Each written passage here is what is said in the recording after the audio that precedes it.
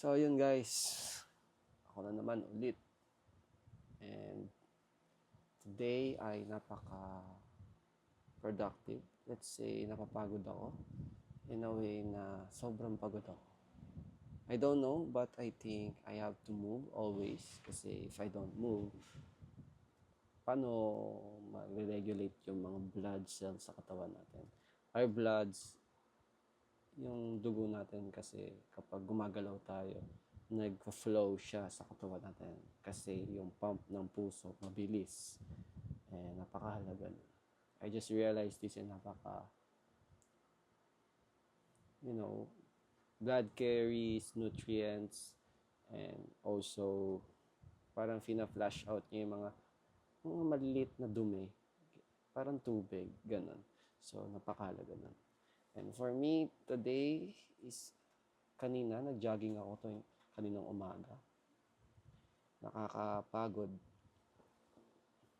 Wala na yung dati kong lakas na like, nabit ko na yung, yung limit ko na 5 kilometers sa 30 minutes lang. Nabit ko na yun eh. Pero for now, hindi na ganun eh. Para akong nanghihina ako lately. And I feel like hindi na tama yung pagkain ko. Hindi na healthy yung pagkain ko. Hindi ko na nababantayan yung kinakain ko. Unlike dati na binabantayan ko siya. So, ayun. Medyo malaking adjustment na naman to. Like, mahirap. Mahirap sa akin kasi nakaka-stress sa work. But, yun. Meron pa nga akong work na gagawin. Every night, after I work or after kong makipag-halubilo sa mga friends ko, nag-ano ako. Ayun. Nag-work ka ako. So, sagaran. Like, pag-uwi ko, papahinga lang ako saglit.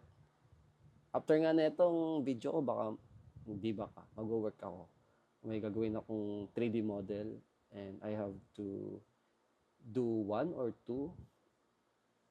Kaya alam kong disiplinahin yung sarili ko na, ayun nga, kailangan natin makamit or mabawasan yung workload. Kasi, it's something na accountability. Kaya kailangan ko yung accountability ko. Kasi una-una, yung may client ako nagpapa-video edit, sinabi ko 3 days. Tapos, anong araw na? Second week na, magte 10 days na.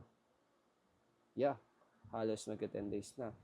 So, ayun, medyo, di ba? Imbis na 3 days, na-move yung, wala na yung accountability ko kasi sagad na kasi last time, September 26, around 25, 26, nag-CSR kami dun sa devotion. Nag-CSR kami sa saan yun? Basta pinakadulo yun eh, ng Luzon. Basta around dun sa San Vicente, province of, basta, ayun. Moving on na. Malayo yun, like around 400 kilometer plus. And ilang oras kami biyahe, like let's say 12 hours. So, 12 plus 12 kasi balikan, 'di ba? Pagod, lala. Tapos sa van lang kami. So, pagpunta namin doon, rekta o agad uwi kami. And ayun, tapos may mga other agendas pa ako pagbalik namin. Pagbalik ko, may mga video edit. Siyempre, ano yun eh, documentary, ako yung taga-video, ako yung taga-picture. And tumutulong din ako sa pagbuhat ng gamit. Di ba? Sagaran. And sa akin, nakakapagod. Pero yun nga, I have to discipline myself. Wala akong pahingang nakukuha, literally. Like, umuwi na lang ako ng higa, tapos kanibukasan, may gagawin na agad, work na ulit, di ba? Kasi every Sunday, nagda-dance pa ako sa COG, Church of God. Dasmariñas in case na may makinig man ng video na to. And ayun, laban lang, discipline. Kahit ayaw ko na, ayaw ng katawan ko, laban. Ayun. And hopefully, lahat ng pinagdadaanan ko, it builds my character. And something in the future might open new doors for opportunities, or malay nyo, di ba?